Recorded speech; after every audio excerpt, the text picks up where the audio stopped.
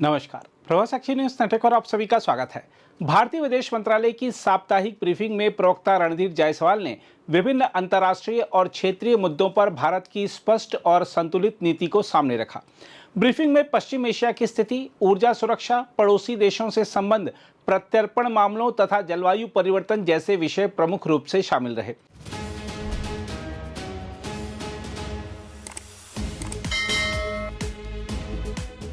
Israel और Lebanon के बीच हुए संघर्ष विराम पर भारत ने सकारात्मक रुख अपनाते हुए इसे शांति की दिशा में महत्वपूर्ण कदम बताया। विदेश मंत्रालय के प्रवक्ता ने कहा कि भारत हर उस प्रयास का स्वागत करता है जो क्षेत्र में स्थिरता और शांति स्थापित करने में सहायक हो। वहीं हमास के मुद्दे पर उन्होंने स्पष्ट किया कि इस विषय से निपटने के लिए भारत के पास एक निर्धारित प्रक्रिया है और उसी के तहत कार्रवाई की जाती है। भारत ने यह भी स्पष्ट किया कि वह अपने संसाधनों और जरूरतों को ध्यान में रखते हुए पड़ोसी देशों को ऊर्जा सहायता प्रदान कर रहा है। बांग्लादेश, श्रीलंका, नेपाल, भूटान, मॉरिशस और सेशल्स जैसे देशों के साथ इस दिशा में सहयोग जारी है।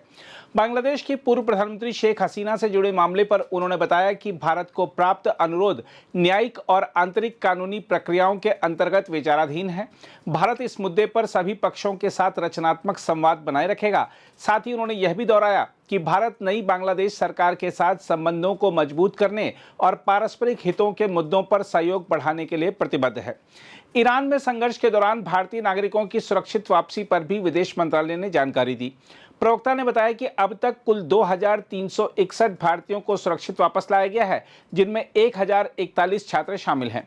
इसके अतिरिक्त 3 विदेशी नागरिकों को भी सहायता प्रदान की गई। आर्थिक अपराधी नीरव मोदी के प्रत्यर्पण के संबंध में भारत ने कहा कि वह इस मुद्दे पर ब्रिटेन के साथ लगातार संपर्क में है और सरकार का उद्देश्य स्पष्ट है कि सभी भगोड़ों को कानून के दायरे में लाया जाए। जम्मू कश्मीर और लद्दाख से जुड़े आंतरिक मामलों पर पाकिस्तान की टिप्पणियों को भी भारत ने सख्ती से खारिज किया। विदेश मंत्रालय के प्रवक्ता ने कहा कि ये क्षेत्र भारत के अभिन्न अंग हैं और पाकिस्तान को इसमें हस्तक्षेप करने का कोई अधिकार नहीं है। इसके अलावा जलवायु परिवर्तन के मुद्दे पर भारत ने तीसरे वैश्विक सम्मेलन से हटने के बावजूद अपनी प्रतिबद्धता दोहराई है। भारतीय विदेश मंत्रालय ने कहा कि वह अपने हरित लक्ष्यों को पूरा करने में अग्रणी रहा है और अंतर्राष्ट्रीय सहयोग के माध्यम से पर्यावरण संरक्षण के प्रयास जारी रखेगा। हम आपको यह बता दें कि ऊर्जा संकट और हॉर्मुज जलडमरू मध्य से जुड़े प्रयासों के संदर्भ में भारत को ब्रिटेन और फ्रांस द्वारा आमंत्रित किया गया है। वैश्विक स्तर पर तेल आपूर्ति प्रभावित होने के कारण यह मुद्दा अत्यंत महत्वपूर्ण बन गया है। देखा जाए तो विदेश मंत्रालय की ब्रीफिंग ने यह स्पष्ट किया है कि भारत वैश्विक मंच पर संतुलित, जिम्मेदार और सक्रिय भूमिका निभा रहा है, जहां शांति, सहयोग और राष्ट्रीय हितों को सर्वोच्च प्राथमिकता दी जा रही है। बहरहाल, आइए देखते हैं आज की ब्रीफिंग। अखिलेश जी, सबसे पहले आपका सवाल। जी हाँ, भारत को निमंत्रण मिला है इस मीटिंग में भाग लेने के लिए और मीटिंग मेरे ख्याल से कुछ घंटों में शुरू होने वाली है। जहाँ तक किस स्तर पे हमारी वहाँ पर भागीदारी होगी इसके बारे में आपको जानकारी देंगे और मीटिंग के पश्चात भी आपको ये जानकारी देंगे कि इस प्रकार की बात वहाँ पर हुई। Reza, your question was regarding Sheikh Hasina. There is the request is being examined as part of ongoing judicial and internal legal processes. We will continue to engage constructively on the issue with all stakeholders. The other question that you asked, we follow all developments very closely. On that particular issue, I would like to say that when the Bangladesh Foreign Minister visited India, we had given you a readout of all that was discussed when he met our External Affairs Minister. So I would refer you to that particular release, but I would also like to emphasize that External Affairs Minister reiterated India's desire to engage constructively with the new government and further strengthen bilateral ties. The two sides agreed to explore proposals for deepening the partnership through the relevant bilateral mechanisms. Follow-on official meetings are expected to take place at an early date. Further, both sides exchange views on regional and global issues of mutual interest. So that is what I have for you. Megha, on your question, look, we are following all developments that are happening in the West Asian conflict. Santoshi, आपका सवाल कि पड़ोसी मुल्कों को किस प्रकार का मदद दे रहे हैं, तो हमारे पड़ोसी कई एक पड़ोसी मुल्क से हमारे पास उनकी तरफ से अनुरोध आया है कि हम उनको ऊर्जा सामग्री उनको उपलब्ध कराएं। कई देशों को हम ऊर्जा सामग्री हम उपलब्ध करा रहे हैं, लेकिन इस दरमियान जो हमारी अपनी ज़रूरतें हैं उसको मद्देनज़र रखते हुए और किस प्रकार की यहाँ पर उपलब्धि है उसको मद्देनज़र रखते हुए किया जा रहा है। हमने बांग्लादेश को 22,000 metric tonne high speed diesel मार्च के महीने में मुहैया कराया था, और साथ ही साथ इस महीने भी हमारे जो उनको हम ऊर्जा सामग्री और डीजल देते हैं वो भी उनको दिया जा रहा है। श्रीलंका के संदर्भ में आपको पता है कि 38,000 मीट्रिक टन के पेट्रोलियम प्रोडक्ट्स हमने पिछले महीने उनको भेजा था। एक सप्ताह पहले हमारे विदेश मंत्री की दौरा हुई मॉरिशस की, उस दौरान दोनों देशों के बीच में बातचीत हुई इस मुद्दे पर, और अभी हम लोग इस प्रक्रिया में हैं कि दोनों देशों के बीच में गवर्नमेंट टू गवर्नमेंट के स्तर पर एक अग्रीमेंट को फाइनल रूप देने की प्रयास कर रहे हैं, ताकि मॉरिशस की जो ऊर्जा स्थिति है वो बेहतर हो और हम उनको ऑयल और गैस उनको हम प्रदान करें। जहाँ तक नेपाल का सवाल है, नेपाल और भारत के बीच जो पहले से चल रहे जो अग्रीमेंट हैं, एक तो अग्रीमेंट इंडियन ऑयल कॉरपोरेशन और नेपाल के बीच में है, जिसके तहत हम उनको पेट्रोलियम पदार्थ उनको उपलब्ध कराते हैं, और ये उनकी ज़रूरतों के मुताबिक उनको मुहैया कराया जा रहा है, बिना कोई इंटरप्शन के, बिना कोई बाधा के उनको दिया जा रहा है। उसी तरह भूटान के साथ भी हमारे दोनों देशों के बीच में एक समझ है, एक साझेदारी है ऊर्जा पदार्थ को लेके, उनको भी ऊर्जा हम मुहैया करा रहे हैं। जहाँ तक मालदीव और सेशल्स की बात है, उनसे भी कुछ हमारे पास अनुरोध आया है, और उनसे हमारी लगातार इस मामले में बातचीत चल रही है। मैं साथ साथ ये भी कहना चाहूँगा कि हमारे पड़ोसी देशों की तरफ से, उनके सरकार की तरफ से उन्होंने इस बात की सराहना की है कि हम लोग भारत की तरफ से उनको ऊर्जा सामग्री उनको इस दौरान, जब पश्चिम एशिया में संघर्ष चल रहा है, इस दरमियान उनको मुहैया कराया जा रहा है। सीज़ फायर को लेके मैं ये कहना चाहूँगा कि सीज़ फायर का हम स्वागत करते हैं, और सीज़ फायर ही नहीं, वो हर कदम जो शांति की दिशा में जाता है उसका हम लोग स्वागत करते हैं। जहाँ तक हमास की बात आपने कही और अन्य संस्थाओं की बात कही, इसके बारे में हम लोग ने यहाँ भी खुलासा किया है कि हमारे यहाँ एक प्रक्रिया है, उस प्रक्रिया के तहत इन मुद्दों पर ध्यान दिया जाता है। तो सिद्धांत, पहले first to your question, see, as far as energy sourcing is concerned, we have told you on several occasions that what is our policy. It is based on meeting the requirements of our 1.4 billion people, as also the market conditions and the global situation that is available. That continues to be our policy as far as energy sourcing is concerned. There is no change. On the delimitation exercise, internal matters of India are internal matters of India, and we reject any attempts to make intrusion in those or make any such remarks. Snehesh, to your question, I have a very simple answer, that we are closely following developments in the West Asia region, or closely following all the developments that are connected with the West Asian region. Sahil, on Nirav Modi, we have been in touch with UK side on the extradition request. We understand that legal proceedings in this particular matter are currently underway. As and when we have further updates on this particular issue, I will surely come back. But to tell you that Government of India remains fully committed to ensuring that fugitives are brought back to India to face the law. Keshav, on the 8th Naval Veteran, the 8th Naval Veteran, he has a particular case against him. He was detained in that. It has nothing to do with the earlier case. The court there has given a ruling under which he has been given a sentence. We are in touch with him, with his family as well, and his lawyers.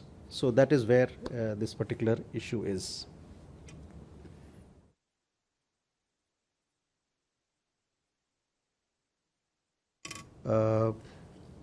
Neeraj, आपका सवाल भारतीय नागरिक Iran में कितने हैं और जो हमने 8 अप्रैल को एडवाइजरी जारी की। पहले मैं आपको बता दूं कि संघर्ष शुरू होने के बाद से हमने 2361 भारतीय नागरिक को सुरक्षित ईरान से भारत लाने में मदद किया है। इसमें से 2060 लोग अर्मेनिया के रास्ते आए हैं और 301 लोग अजरबैजान के रास्ते आए हैं। और इस अंक में 2361 लोगों में 1041 भारतीय छात्र भी हैं और साथ ही साथ 3 विदेशी, एक बांग्लादेश के, एक श्रीलंका के और एक गयाना के, इन तीनों को भी हम लोगों ने मदद किया है। मैंने बताया था जैसे कि पिछले प्रेशर में कि करीबन 7,500 हमारे भारतीय नागरिक उस वक्त ईरान में थे, उसमें से कुछ और लोग निकल आए हैं, तो 7,000 या 6,500 लोग अभी भी वहाँ पर हों, या 6,000 के लगभग में लोग वहाँ होंगे।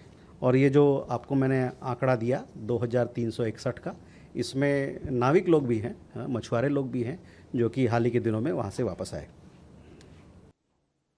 सो फर्स्ट, कृष्ण मोहन जी, आपका सवाल ईरान से हमारे बच्चे जो वहाँ पर मेडिकल की पढ़ाई कर रहे हैं वापस आए हैं। बिल्कुल सही। अभी थोड़े से चूँकि हालात इस प्रकार के हैं, मेरे ख्याल से मेडिकल काउंसिल ऑफ इंडिया हो या और जो तकनीकी संस्थाएं हैं इस मुद्दे पे देख रही है, और इस पे अगर कुछ प्रोग्रेस होता है बातचीत पे तो मैं आपको ज़रूर अवगत कराऊँगा। कादम्बनी, ऑन सैंक्शंस को लेके देखिए, बहुत लोगों ने ये सवाल भी किया था पहले कि क्या इस पे बात हुई है अमेरिकी सरकार से। तो हमारे फॉरेन सेक्रेटरी की यात्रा हुई थी वाशिंगटन की 8 और 10 अप्रैल के बीच में। इसके दरमियान उन्होंने वहाँ के कई एक सारे अधिकारियों के से बातचीत की, जिसमें कि द्विपक्षीय मुद्दे और बहुत सारे वैश्विक मुद्दे पर चर्चा हुई। लेकिन मैं ये बात कह सकता हूँ कि जहाँ तक ये एनर्जी सैंक्शंस वेवर की डिस्कशन की बात है, इस पर मेरे पास कोई आपके से कुछ साझा कराने के लिए नहीं है। भारत लाने में मदद किया है। इसमें से 2060 लोग अर्मेनिया के रास्ते आए हैं और 301 लोग अजरबैजान के रास्ते आए हैं। और इस अंक में 2361 लोगों में 1041 भारतीय छात्र भी हैं और साथ ही साथ 3 विदेशी, एक बांग्लादेश के, एक श्रीलंका के और एक गयाना के, इन तीनों को भी हम लोगों ने मदद किया है। मैंने बताया था जैसे कि पिछले प्रेशर में कि करीबन 7,500 हमारे भारतीय नागरिक उस वक्त ईरान में थे, उसमें से कुछ और लोग निकल आए हैं, तो 7,000 या 6,500 लोग अभी भी वहाँ पर हों, या 6,000 के लगभग में लोग वहाँ होंगे। और ये जो आपको मैंने आंकड़ा दिया 2361 का, इसमें नाविक लोग भी हैं, मछुआरे लोग भी हैं, जो कि हाल ही के दिनों में वहाँ से वापस आए। सो फर्स्ट, कृष्ण मोहन जी, आपका सवाल ईरान से हमारे बच्चे जो वहाँ पर मेडिकल की पढ़ाई कर रहे हैं वापस आए हैं। बिल्कुल सही। अभी थोड़े से चूँकि हालात इस प्रकार के हैं, मेरे ख्याल से मेडिकल काउंसिल ऑफ इंडिया हो या और जो तकनीकी संस्थाएं हैं इस मुद्दे पे देख रही है, और इस पे अगर कुछ प्रोग्रेस होता है बातचीत पे तो मैं आपको ज़रूर अवगत कराऊँगा। कादम्बनी, ऑन सैंक्शंस को लेके देखिए, बहुत लोगों ने ये सवाल भी किया था पहले कि क्या इस पे बात हुई है अमेरिकी सरकार से।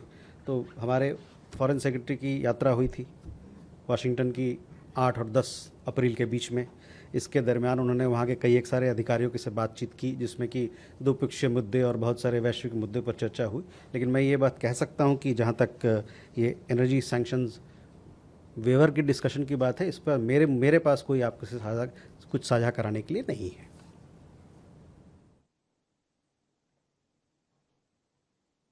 Abhimanyu, on your question, the President of South Korea is visiting. This is a state visit.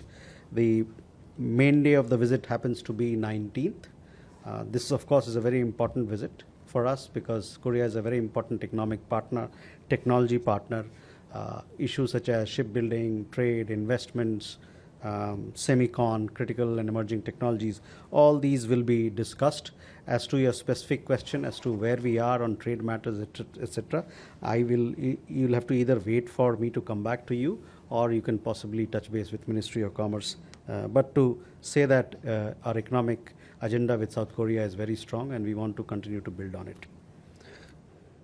Keta, on COP, yes, India has withdrawn. There are several issues that were taken into account, but India remains fully committed to meeting its climate change commitments. As you know, we were one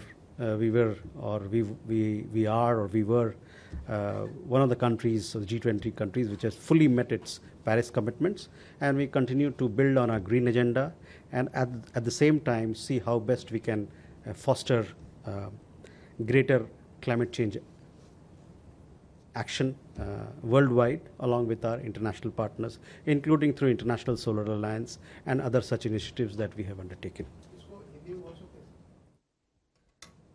Climate change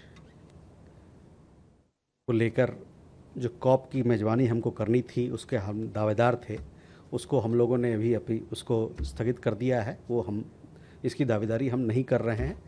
कई सारे चीज़ें हैं और विस्तृत जानकारी तो ministry of environment और forest जो है वो आपको दे सकती है, लेकिन जहाँ तक जलवायु परिवर्तन की बात है, मैं ये कह सकता हूँ कि भारत इस पे अग्रसर है। जितनी भी हमारी कमिटमेंट्स रही, इंटरनेशनल कमिटमेंट्स, उसको हम आगे लेके जा रहे हैं।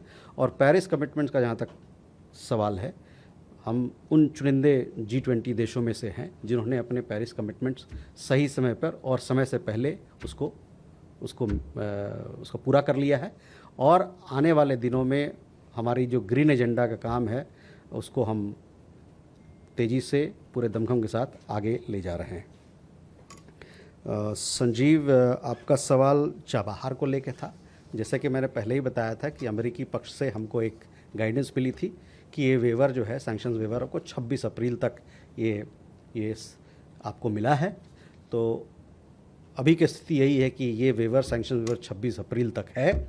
और इस मामले में हम लोग जितने भी पक्ष हैं जो इसमें जुड़े हुए हैं, उनसे हम लोग की बातचीत चल रही है, और साथ ही साथ ये देखने के लिए कि इसका क्या असर होगा, इस पर ध्यान दिया जा रहा है।